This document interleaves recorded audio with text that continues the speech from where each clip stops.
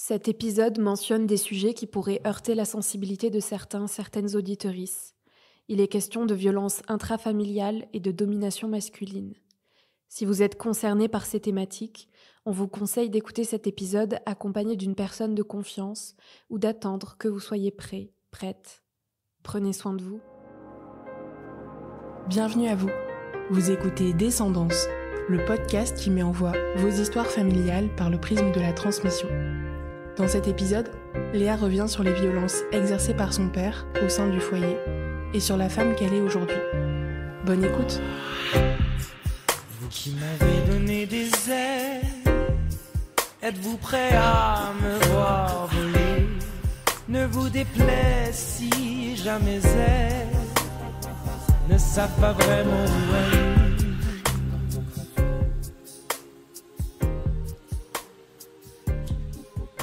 Je m'appelle Léa, j'ai 27 ans, j'habite dans la région parisienne et je travaille dans le monde du spectacle. Et je vais vous raconter comment j'ai grandi dans une famille avec un père violent.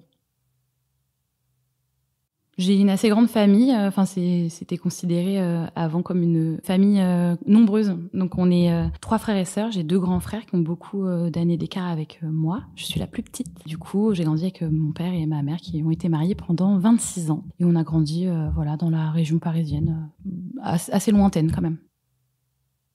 J'ai pas beaucoup de souvenirs de mon enfance. Je me suis posé la question quand j'ai su que justement j'allais prendre la parole dans le podcast. J'ai pas trop de nostalgie de l'enfance, j'ai vraiment pas beaucoup de souvenirs. Et le peu de souvenirs que j'en ai, ils sont assez mélancoliques. Je me rappelle surtout être une petite fille très triste et très seule. Mais je pense que ça vient du fait du grand nombre d'années qui me séparent de mes frères. Parce que j'ai grandi quand même assez assez seule, presque comme si j'étais fille unique finalement, vu que mes frères sont partis en plus très tôt de la maison, travailler et tout ça. Donc j'étais quand même assez tristoune comme petite fille.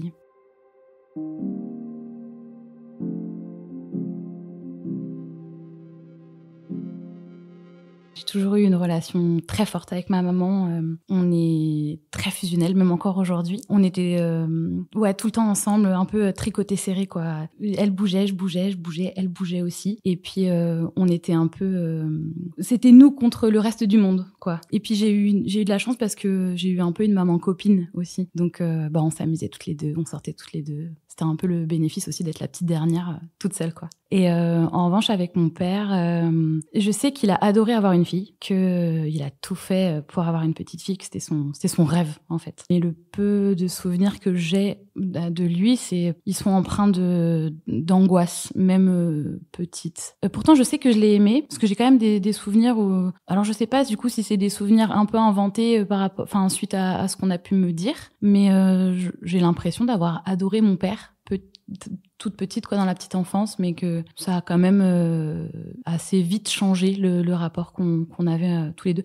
En fait, on a été très vite dans le conflit. Il y avait beaucoup de conflits entre mes 2 parents. Ils s'aimaient, hein, mais ils s'aimaient à leur façon. Ils se criaient beaucoup dessus.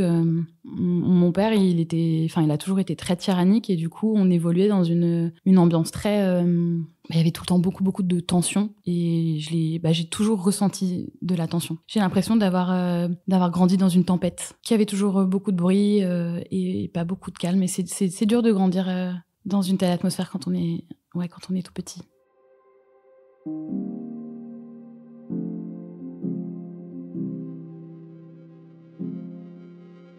Mais ouais, beaucoup de tensions et beaucoup de conflits, beaucoup de cris en fait. Mes parents, je dis mes parents, mais en fait souvent la tension elle était générée par mon père. Hein. Un rien pouvait le mettre en colère. Franchement, ça pouvait aller de quelqu'un dans la maison qui faisait tomber sa fourchette sur le parquet, à un simple regard qu'il avait pas apprécié. Et puis ça pouvait très vite partir dans les tours, des grosses disputes, et puis parfois dans la violence, quoi, pour une simple fourchette. J'ai l'impression, lorsque les tensions étaient vraiment très fortes, encore une fois c'est un peu flou, mais un de mes frères habitait dans la maison et le plus grand par contre Il habitait déjà dans son propre appartement. Et bah, même si j'avais un de mes frères avec moi, il y avait quand même des moments où je me sentais seule. Mais encore une fois, je pense que ça vient de l'âge et que on traversait pas les mêmes difficultés. En revanche, dans la bataille, si je puis dire, mon frère et moi, on devenait soudés, on devenait vraiment un frère et une sœur pour protéger notre mère, oui, puisqu'on s'interposait pour qu'elle prenne pas trop cher, quoi. Bah, je disais au début que j'étais une petite fille très seule, et c'est vrai que, maintenant que j'ai du recul, que ça fait longtemps que je suis devenue adulte et tout, oui, j'étais vraiment une petite fille seule, puisque mon monde, il s'arrêtait à la maison et au bout de la rue. J'ai eu du mal à me faire des copains, des copines. En fait, j'en ai jamais vraiment eu quand j'étais à l'école. J'avais un peu de mal à sociabiliser. Maintenant, je me rends compte aussi que ça vient de l'angoisse que je pouvais parfois ressentir, que j'étais une petite fille complètement détraquée, quoi. Enfin, qui avait peur de tout le monde. Et d'ailleurs, ça a mis longtemps avant de partir, parce que mes premiers amis, je les ai rencontrés au lycée. Donc, mais oui, j'étais très seule. Et j'étais aussi une enfant qui n'avait pas de droits, mais seulement des devoirs. C'était ce qui me répétait beaucoup. Quand, je sais pas, peut-être on se disputait, et je disais, mais j'ai le droit, enfin, évidemment pas sur ce ton, mais oui, j'ai le droit. Et il me disait, non, tu as des devoirs. Ça vous ronge un peu intérieurement, et puis du coup, quand je suis devenue une ado puis une jeune adulte, je me suis pas rendu compte en fait que j'avais des droits. Des fois, je me laissais un peu faire, puisque je me disais non, mais il faut aussi que je fasse ce qu'on m'a demandé, donc je peux pas trop dire que j'ai envie de faire ci ou de faire ça, quoi. Avec lui, il y avait un truc de l'ordre de la domination, de l'emprise, du contrôle aussi, beaucoup du contrôle. Il fallait que rien ne dépasse. Par exemple, il fallait que la maison elle soit toujours parfaite, qu'il n'y ait pas un gramme de poussière par terre. Sinon, pareil, ça partait en pugilat, on se faisait engueuler comme du poisson pourri.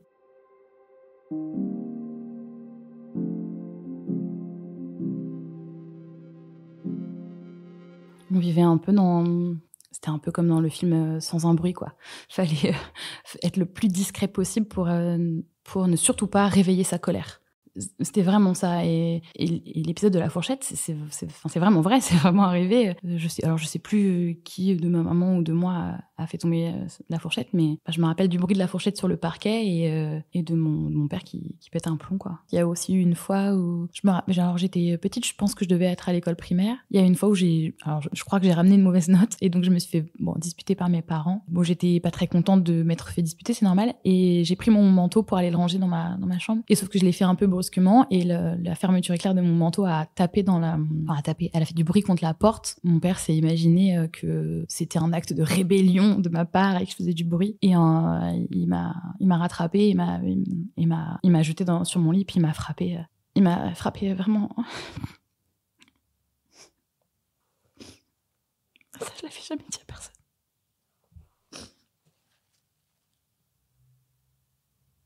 En tout cas, voilà, je me rappelle de ça. Un des épisodes très marquants de mon enfance.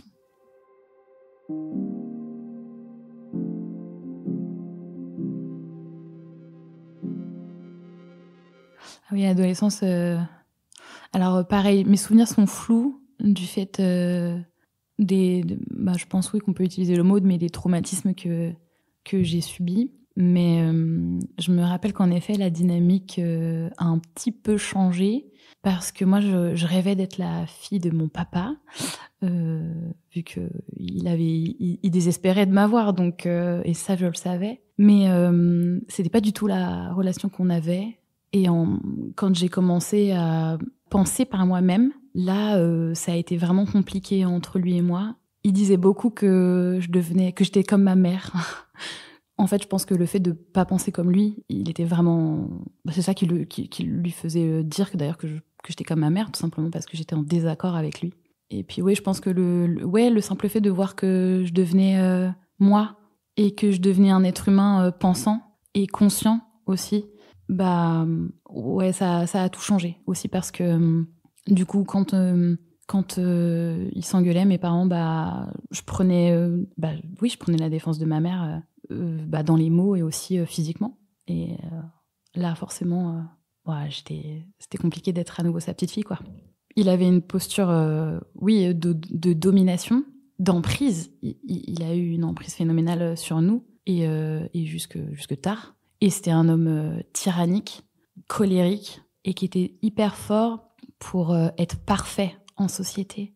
C'est comme s'il enfilait un masque, une persona, et il devenait l'homme idéal, le gendre idéal, le gentleman que tout le monde a envie d'avoir à son bras. Et d'ailleurs, ça a été, c'est ce qui a fait que quand la vérité, on va dire, a éclaté, que il y a des gens qui ne nous ont pas cru, parce que on a même des amis qui nous ont dit mais non, c'est pas possible, il est trop gentil. Mais en fait, vous savez pas ce qu'il y a quand les portes sont fermées. Les gens sont pas pareils quand ils sont chez eux.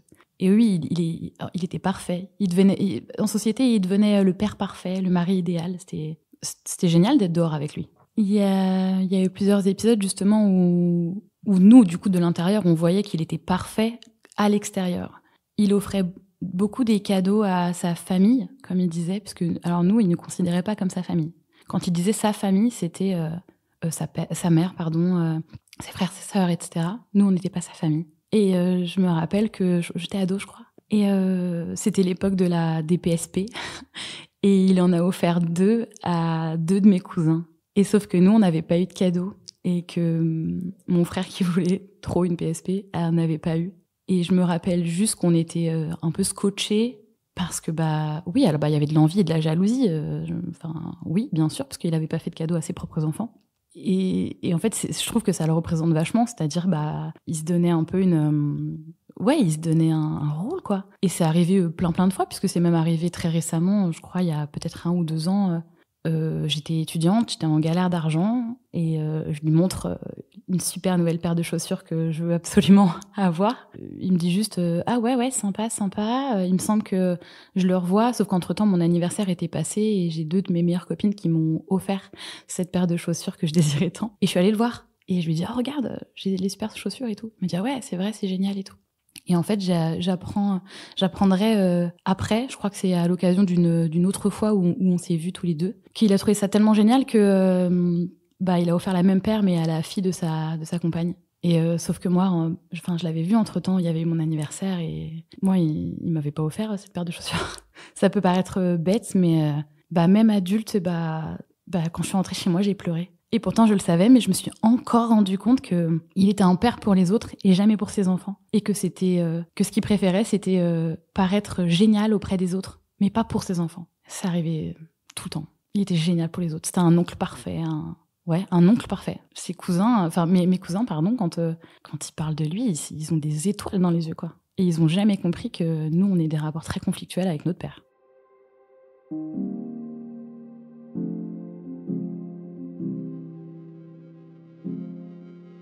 Alors je sais qu'il n'a pas eu une enfance parfaite. Du coup, je sais pas s'il y a quelque chose de l'ordre de la reproduction oui, le fait de reproduire peut-être des actes qu'on a subis. C'est comme s'il voulait avoir le contrôle sur tout contrôler tout le temps. Et puis ça lui donnait l'excuse parfaite pour laisser exploser sa colère, quoi. Je sais aussi que, et c'est pas pour lui trouver des excuses, mais qu'il y avait peut-être de la frustration et une grande fatigue liée au travail, parce qu'il travaillait beaucoup. Ça, je le reconnais, parce que c'est quelque chose qui est revenu beaucoup de sa part par après. Il a beaucoup dit qu'il y avait de l'ingratitude de notre part parce qu'il s'était saigné au travail pour qu'on ne manque de rien. Mais alors c'est vrai, on a manqué de rien matériellement, mais moi j'ai manqué d'un papa. Son travail était quand même... je veux pas que le travail soit une excuse, parce qu'on peut tous être très fatigués à la fin de sa journée et pas être horrible et terrifier sa famille. Je dis ça, mais parce que ça me paraît important. Donc oui, peut-être qu'il y avait de la pression, et en effet, moi je me rappelle de mon père qui rentre du travail et qui se met dans le canapé et qui s'endort. Mon père, il était présent sans être vraiment présent. Il était là physiquement, mais j'ai pas vraiment partagé de choses avec lui parce qu'en fait, il dormait très vite. Donc oui, en effet, je pense qu'il y avait une fatigue. Il était vraiment éreinté, mais encore une fois, ça n'excuse pas tout. Et aussi, j'avais l'impression qu'il y avait que son travail qui comptait. Il regardait ses mails le week-end, il décrochait son téléphone le week-end, il faisait pas ça pour sa famille. Il n'était pas aussi disponible, en tout cas pour sa famille. Il se rendait parfaitement disponible pour son travail, mais pas pour sa famille.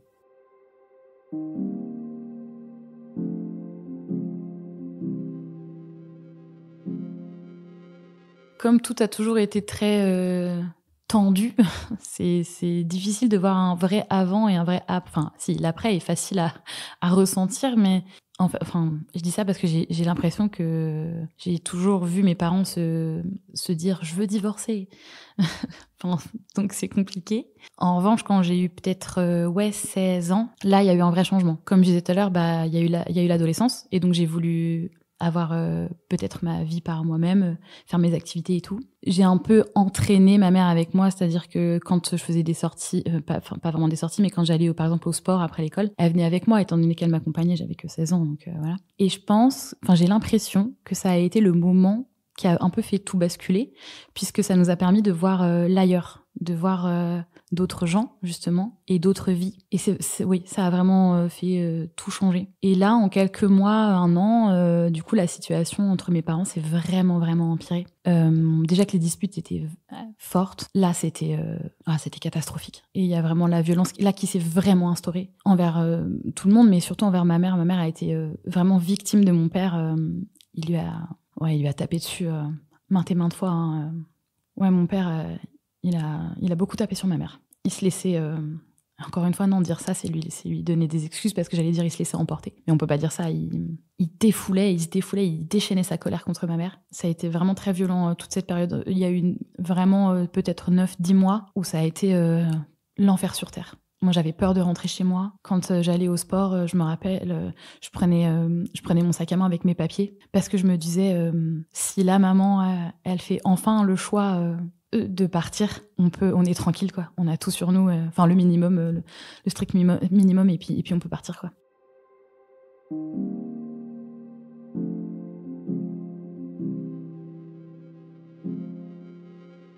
Et puis un jour, je sais même pas comment le dire, mais il a pété un plomb, quoi.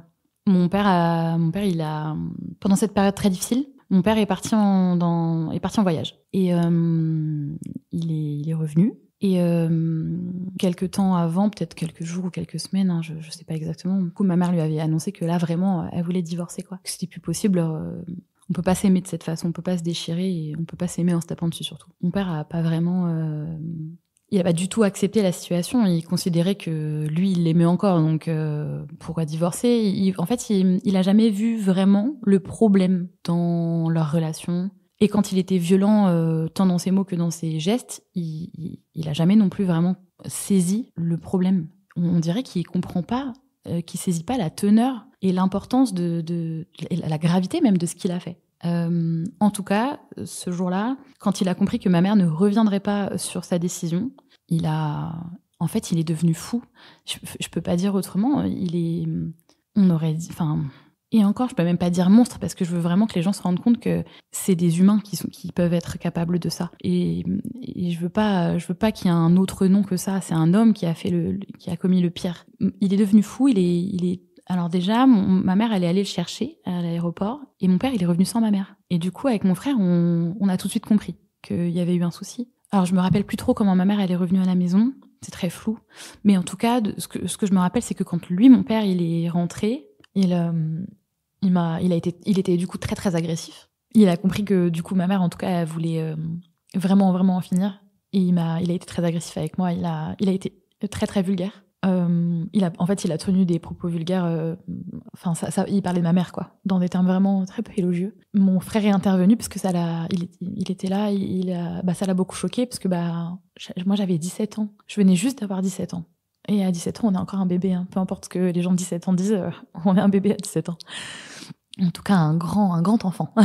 Et du coup, il s'est interposé en disant « Mais comment tu parles tu peux pas parler comme ça de sa mère à ta fille ?» Et là, c'est un peu parti en pugilat. Ils se sont vraiment disputés. Je me rappelle plus trop s'ils en sont venus aux mains, mais vraiment, la violence, elle a explosé. Ma mère est revenue.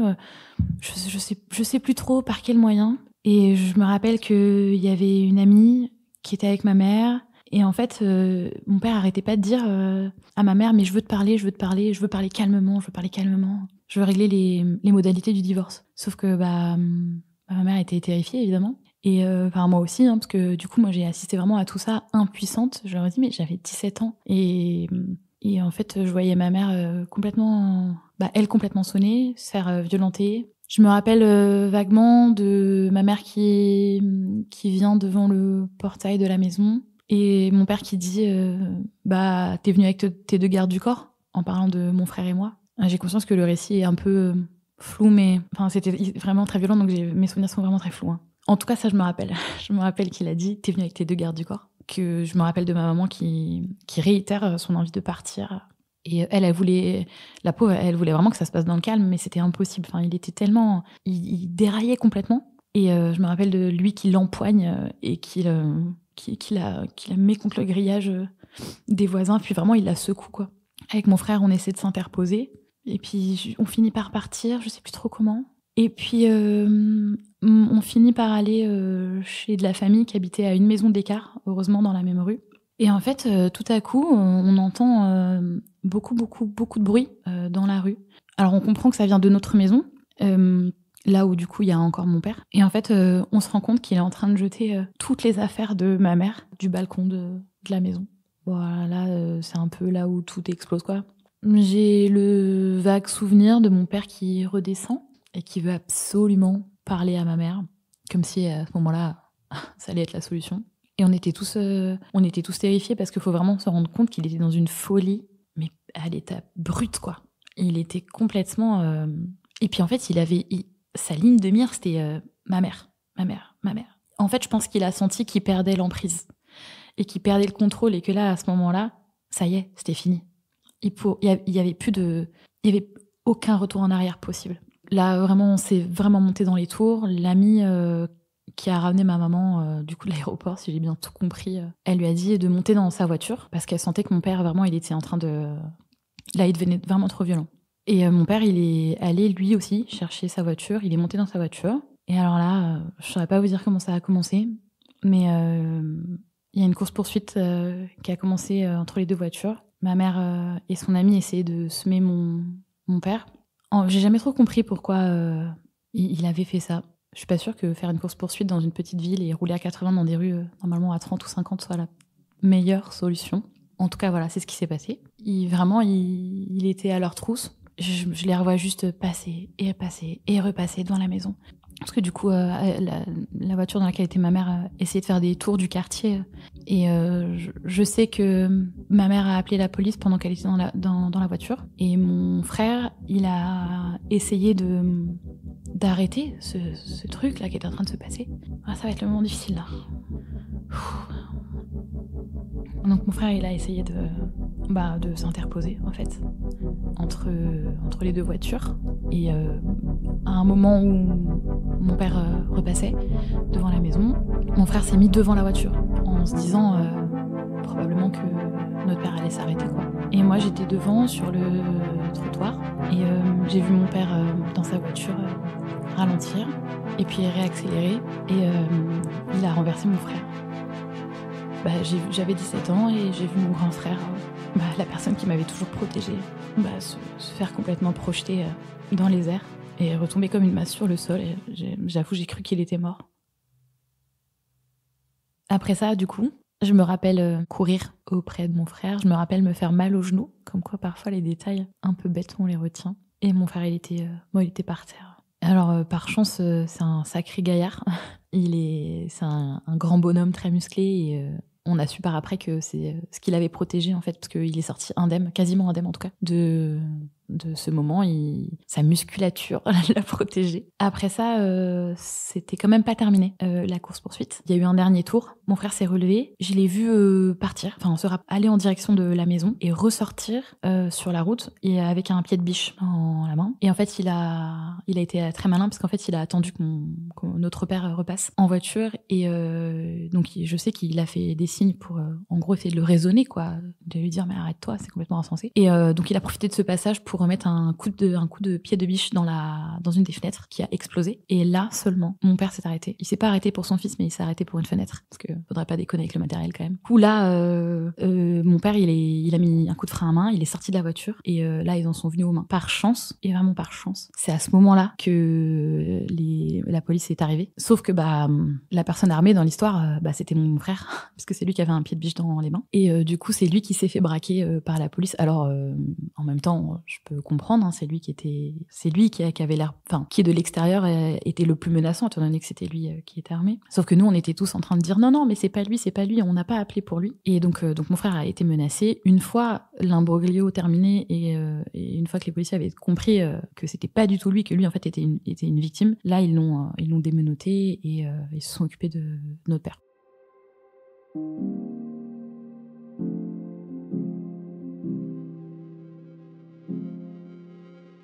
Voilà, les souvenirs sont très flous. Je sais juste qu'on a été auditionné par la police, quoi. Donc, je me suis retrouvée dans un bureau devant un policier à devoir raconter. Donc, plusieurs années déjà de violence verbale et puis aussi physique, et aussi devoir re-raconter parce que je venais de voir. Quand t'as 17 ans et que tu te retrouves dans un bureau devant un policier, c'est pas facile, quoi. Et à partir de là, on savait que c'était terminé, que là, il pourrait plus s'en sortir. Et il pourrait plus, c'était impossible qu'il revienne comme ça à la maison. Là, c'était trop gros. Il y avait eu des témoins, la police impliquée. Et je veux aussi juste dire que pendant toutes ces années et tous ces mois, ma mère n'a pas rien fait, hein. Elle a essayé de porter plainte, et plusieurs fois, on a refusé sa plainte. Du coup, il y a eu pas mal de mains courantes. Moi, j'ai des copies de, je sais pas, peut-être 5, 6 mains courantes. Parce que, pourquoi porter plainte? C'est votre mari, quoi. Donc voilà. Mais en tout cas, on savait que là, le gros des violences était terminé. Et puis, par contre, on savait que là, ça nous lançait dans une autre histoire, quoi. Ça nous lançait dans quelque chose de juridique. On allait se retrouver, dans un autre univers.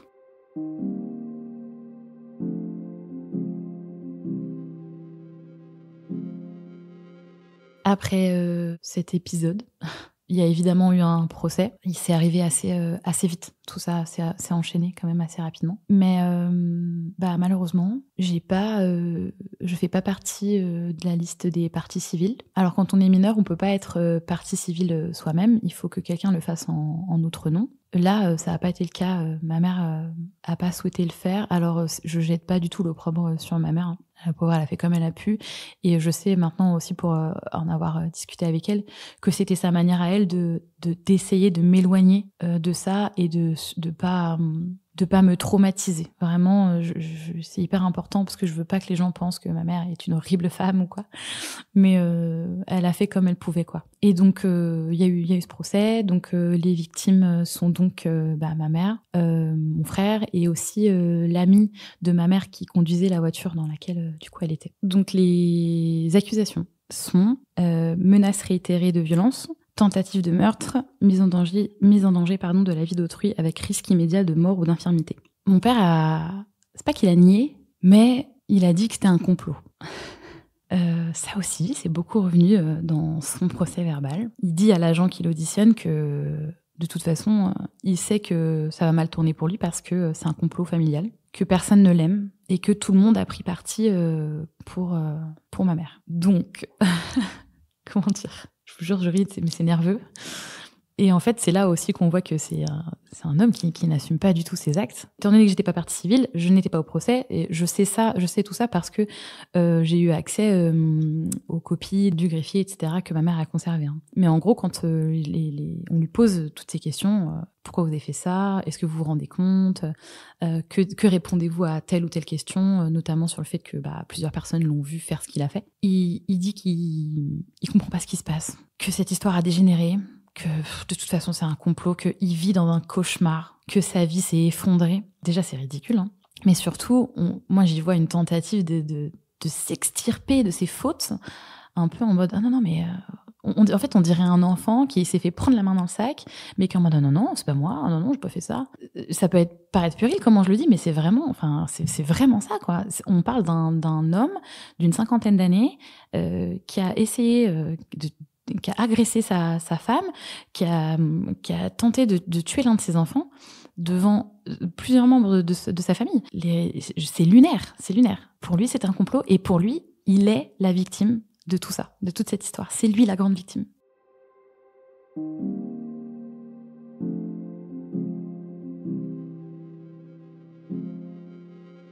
Comme je fais pas partie de la liste des parties civiles, je suis pas reconnue victime. Alors, je sais que je le suis. Ça, y a pas de souci.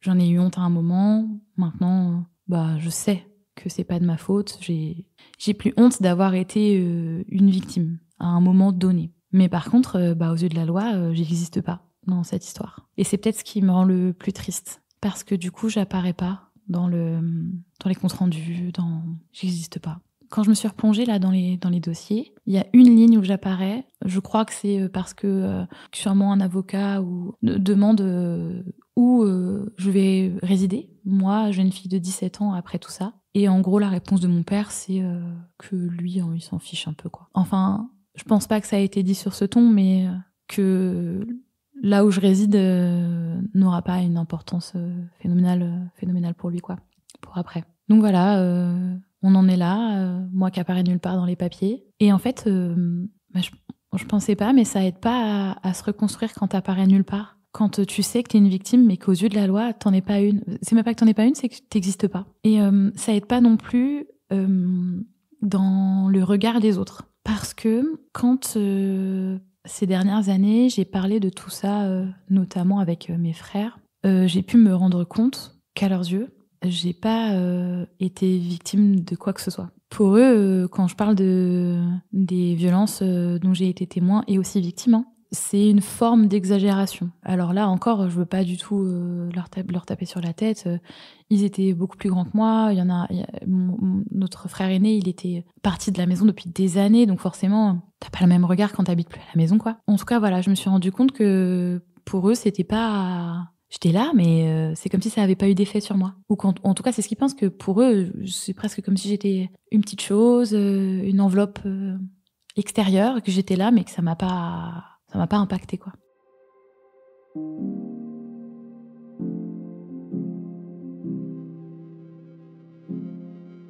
Ce qui est important de noter, c'est que la justice, elle a des torts, elle a beaucoup de travers, mais cette fois-ci, la justice fait son travail et mon père, du coup, a été incarcéré. Il a eu plusieurs mois de prison, je crois une 20aine de mois. Évidemment, il n'a pas fait toute sa peine. Ce serait beaucoup trop simple et beaucoup trop facile. Et en plus, j'ai pas l'impression qu'il ait appris sa leçon, puisque en fait, il comprenait même pas que je lui parle pas. Pendant son incarcération, il m'a envoyé plusieurs lettres. Et il a envoyé, du coup, je crois, des lettres à ma maman, où il disait, où en gros, il exprimait son envie, moi, de me voir, de rentrer en contact avec moi. Vu que, je leur dis, mais j'étais sa fille chérie, il avait tout fait pour avoir une fille. Et il comprenait pas que moi, je voyais plus lui parler. Pour qu'il arrête, j'ai dû lui envoyer à mon tour une lettre en lui disant que vraiment, fallait qu'il arrête d'invoquer des excuses un peu nulles, quoi, un peu fallacieuses, et de rester dans ce qu'il savait faire, voilà, de rester dans son domaine de compétences et d'effectuer sa peine tranquillement et de nous laisser tranquilles. Je lui ai pas parlé pendant longtemps. Et aussi, je veux vraiment dire que ça a eu un impact sur la fratrie, puisque ça nous a vraiment déchiré, cette histoire. Déjà que c'est pas facile d'avoir des relations, fusionnelles, peut-être que c'est pas le mot, mais en tout cas, c'est pas facile d'avoir des relations proches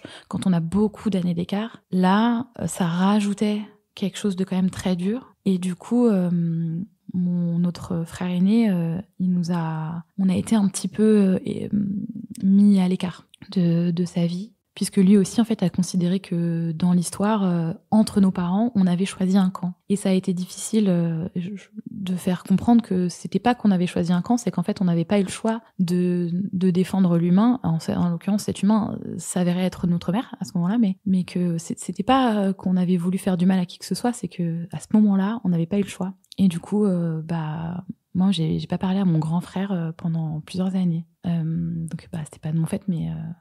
déjà que j'avais plus vraiment de famille, j'avais plus de père. Bon, pas qu'il était parfait, mais bon, au moins il était présent sur les photos de famille, quoi. Et en plus, je perdais mon grand frère, que je connaissais en plus pas très bien, du coup, du fait de l'écart d'âge. Et du coup, tout ça a couru sur des années. J'ai pas vu mon père pendant longtemps. Franchement, j'ai été triste et en colère longtemps. Ça me prenait toute mon énergie. J'ai été en colère des années. Et il y a même eu une période où, quand tu rencontres des gens ou quoi, ils te posent des questions sur toi et tes parents, ta famille et tout. Et alors j'ai eu honte de dire ça, mais quand on me posait des questions sur mon père, alors soit je disais que j'en avais pas, du coup, soit je disais qu'il était mort. Parce que quand on dit qu'un de nos parents est mort, ça met tout le monde mal à l'aise. Et puis ça évite qu'on nous pose d'autres questions.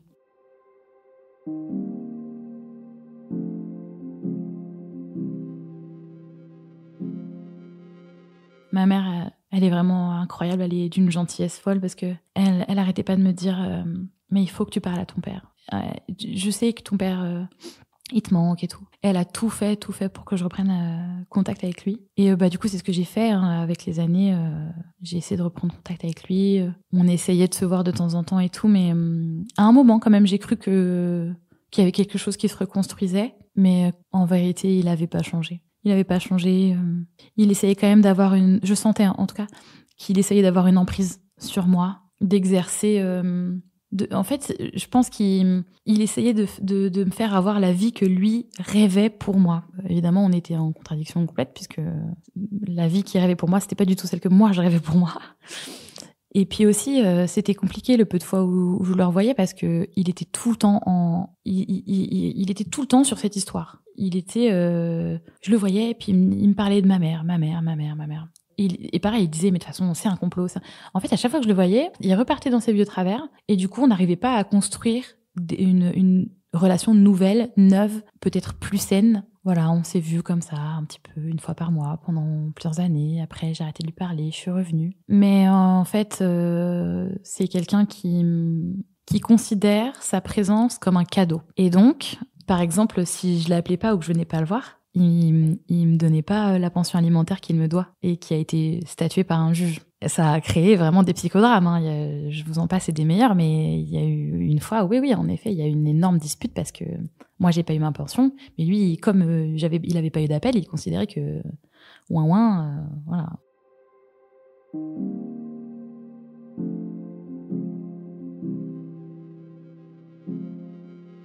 Aujourd'hui, ça fait pile 12 mois que je n'ai plus de nouvelles de lui. En fait, ce qui se passe, je pense que c'est ça. Ce qui se passe, c'est que j'ai arrêté de faire des efforts. Parce que, en fait, je suis fatiguée. Parce que c'est pas toujours à moi de faire des efforts. Parce que l'excuse de c'est les jeunes qui doivent appeler les aînés, moi, je peux pas l'entendre. D'accord ? Il disait, c'est une histoire de respect et tout. Le respect, il va dans les deux sens, et le téléphone aussi, d'accord ? Donc j'en ai eu marre de faire des efforts, j'en ai eu marre de lui trouver des excuses, de me trouver des excuses en me disant, non, il faut que je sois une bonne fille, il faut que je sois gentille pour mon père, il faut que je fasse ci, il faut que je fasse ça. Et comme par hasard, quand j'ai arrêté déjà de l'appeler, lui a arrêté tout simplement de faire lui aussi des efforts pour me voir. Et du coup, alors que j'étais encore étudiante et qu'il aurait dû me donner ma pension alimentaire, j'ai arrêté de la recevoir. Et j'ai su par quelqu'un de ma famille qu'en effet, il avait arrêté de donner des sous parce que en fait, je l'appelais pas. Enfin, comme il n'y avait pas de retour de ma part, il considérait que, en gros, c'était un peu comme une carotte, quoi. Cilia, elle est pas la gentille petite fille qu'elle doit être. Je lui donne pas ses sous, quoi. Mais je l'ai aussi pas quémandé. Enfin, c'est compliqué, mais en fait, ça m'allait. C'était difficile financièrement, mais je me disais, franchement, l'argent ou la paix, quoi.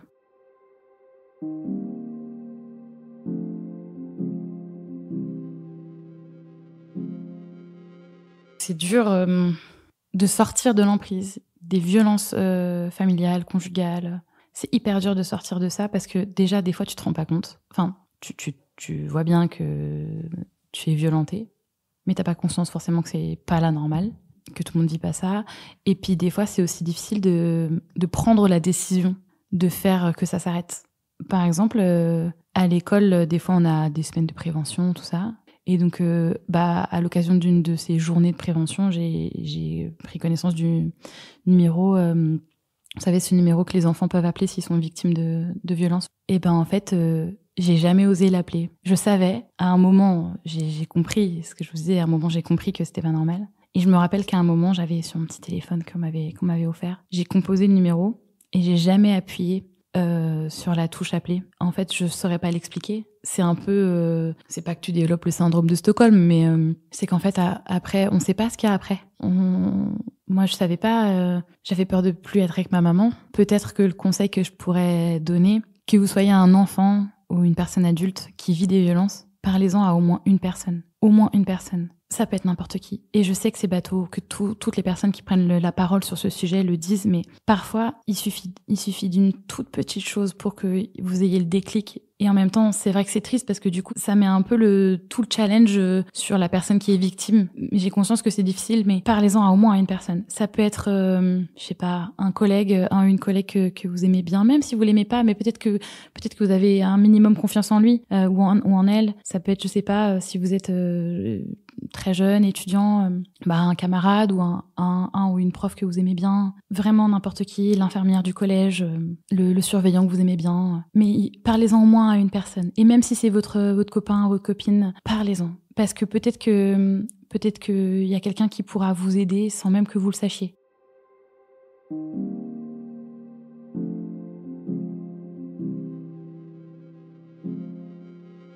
Beaucoup de personnes qui sont victimes de violences n'en parlent jamais. Il y a des gens qui sont jamais au courant que leur proche est victime, que leur sœur se fait battre, etc. Mais alors nous, je pense que ça se voyait. Déjà, ma mère avait perdu énormément de poids. Ça se voyait qu'elle était fatiguée. Moi, j'étais une ado complètement sur les nerfs, complètement stressée. Et dans mon club de sport, il y a des gens qui ont remarqué notre angoisse permanente, quoi. Et ils ont été géniaux. En effet, ils font partie des gens qui nous ont beaucoup aidés pendant et qui nous ont aidés après, qui nous ont fait comprendre que ce qu'on vivait, c'était pas normal. Que c'était pas normal d'engueuler ses enfants pour des choses comme ça, que c'était pas normal de taper sur sa femme, et que c'était pas normal de se sentir comme nous, on se sentait au sein de sa propre famille. En fait, il y a des gens qui vous font prendre conscience qu'il y a autre chose dans la vie, et qu'on peut voir aussi la vie du bon côté, qu'il y a du positif, qu'on peut faire plein de trucs. En tout cas, l'aide qu'on a reçue, elle est celle qui a été là, et elle nous a suffi, en tout cas ça nous a aidé suffisamment pour rebondir. On a été hébergés, on a eu besoin de câlins, on nous a fait des câlins, enfin, on se sentait seuls, mais on savait aussi qu'il y avait des gens qui étaient là pour nous écouter, quoi. Et même si aujourd'hui les liens avec ces personnes sont plus exactement les mêmes parce que le temps passe, on est tous pris par le quotidien, on leur est éternellement redevable. On sait que il y a 2 personnes en particulier à qui on doit tout et à qui ma mère doit la vie.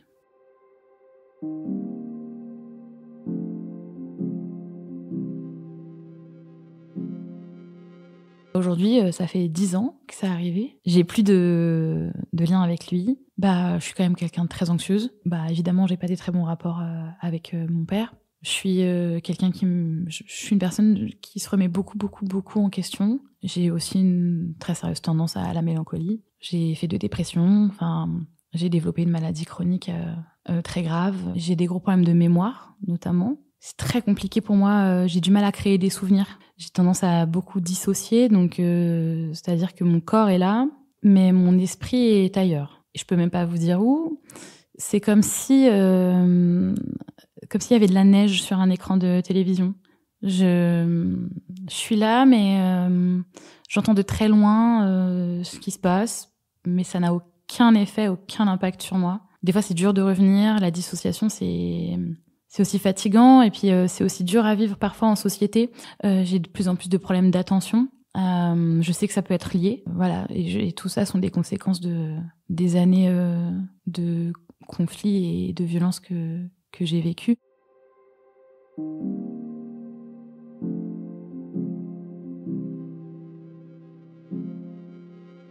Je suis toujours en reconstruction. Bon, ça va évidemment beaucoup mieux, hein. Mais il y a eu plein d'étapes. C'est passé par la prise de conscience que j'avais rien fait de mal. Alors je le sais, hein. De toute façon, c'était une histoire d'adulte. Mais comme on m'a reproché des choses, je me suis sentie beaucoup et longtemps coupable. Mais voilà, c'est passé par réussir à me faire des nouveaux amis, réussir à finir mes études, puisque du coup, ça n'a pas été facile pour moi avec tout ça. J'avais vraiment pas la tête à ça, évidemment. Mais une fois que j'ai réussi, avec beaucoup de difficultés, à avoir mon bac, c'est un peu comme si la vie s'était lancée. Même s'il y a toujours eu des hauts et des très bas, il y a eu plein d'autres étapes. Réussir à savoir qui j'étais, ce que j'aimais. Parce que du coup, je savais pas qui j'étais. Comme je n'avais que des devoirs, j'avais pas vraiment eu le temps de travailler sur moi-même ou de réfléchir à ce que j'aimais. En fait, la reconstruction, elle est beaucoup passée par le fait que je me lançais des challenges. Parce que Par exemple, un de mes premiers challenges, ça a été d'aller au restaurant toute seule. Ça peut paraître un peu bête, mais genre, en vrai, c'est difficile d'aller au restaurant toute seule. La reconstruction, elle est passée par le fait de m'aimer assez pour faire des choses toute seule, avoir le courage de les faire. J'avais peur de tout, j'avais peur de prendre le métro, j'avais peur de prendre le bus, des choses de la vie, en fait. Et moi, j'ai appris à faire des choses. Sortir, aller au cinéma, aller au théâtre, aller m'acheter un livre toute seule. Mais je dois quand même avouer que la reconstruction, elle est beaucoup passée par ma première relation sentimentale, puisque avec lui, j'ai tout appris. Comme il était en même temps mon meilleur ami, je savais que j'avais toujours un support émotionnel. Il me laissait pleurer, il m'écoutait beaucoup. Aujourd'hui, je lui dis encore aujourd'hui, parce qu'on se parle tout le temps en fait. On s'adore. Je lui dis souvent qu'il a été et qu'il est mon phare dans la nuit. Parce qu'en fait, il était ma lumière. Il a été le premier repère de ma nouvelle vie. Alors j'avais déjà rencontré ma meilleure amie, parce que je veux pas que tous les deux ils soient jaloux l'un de l'autre, mais comme il a fait partie de la nouvelle vie, il m'a vraiment aidée en tout. Il m'a aidée à reprendre confiance en moi, à me dire que non, j'étais pas stupide, que moi aussi je pouvais dire des trucs intelligents. Et il m'a aussi montré qu'un homme pouvait m'aimer sans être méchant avec moi. Et qu'on pouvait m'aimer d'un amour désintéressé aussi.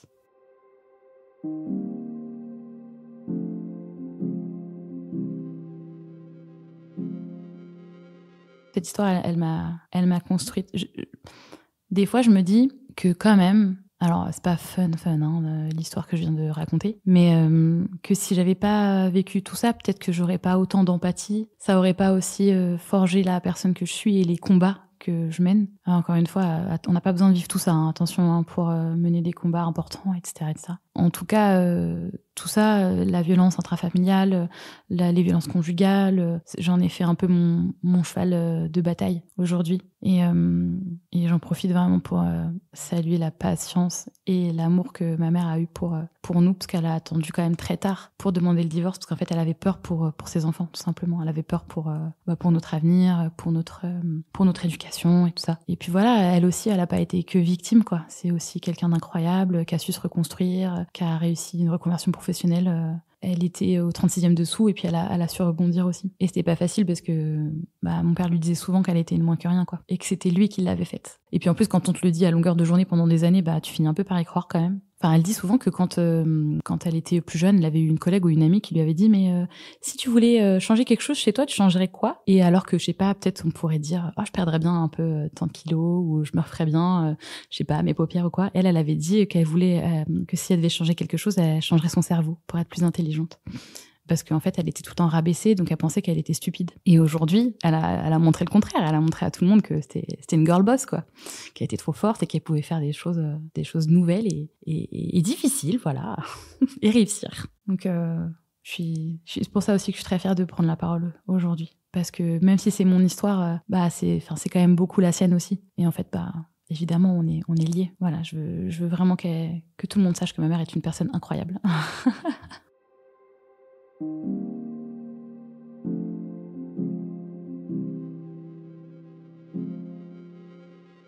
C'est une grande question chez moi, faire famille. Parce que évidemment, j'ai pas eu le meilleur exemple. Encore une fois, il n'y a pas de famille parfaite. En tout cas, ma vision, c'est que le sang ne fait pas la famille. Aujourd'hui, ma famille, elle est plus du tout ce qu'elle était. J'ai grandi avec...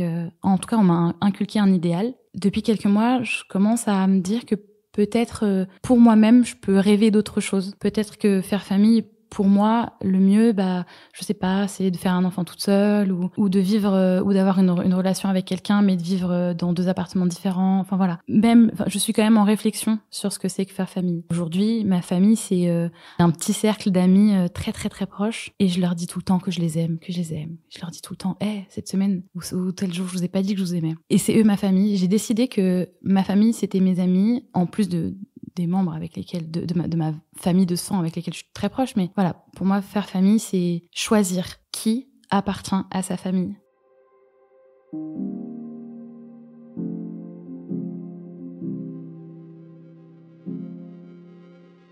Mon mantra, je me le suis fait tatouer même, c'est choisir la joie. J'ai tellement été en colère et triste et je mettais toute mon énergie dans le fait d'être en colère et triste, jusqu'à ce que je me rende compte que ça me prenait toute mon énergie d'être en colère et triste. Et un jour, je me suis dit non, c'est bon, c'est terminé. Aujourd'hui, je choisis la joie, et donc j'ai décidé de me le tatouer. Quand vraiment ça va pas bien, c'est un truc que je me répète. Je choisis la joie. Aujourd'hui, je choisis la joie.